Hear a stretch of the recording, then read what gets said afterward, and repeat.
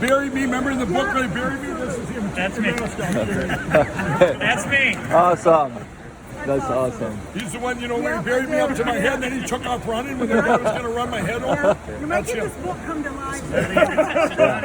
Awesome. That's awesome. And all the stuff you hear, stuff going on. I would tell these guys stuff like this all the time, prophetically. Here's what's Did you think he was an absolute lunatic, or did you believe it? Both. Well, I know he's going to do whatever he says. Sometimes I just told him, no, I'm just done being surprised. I'm done. Whatever you do now. You guys, here's this like this. This was about a year ago.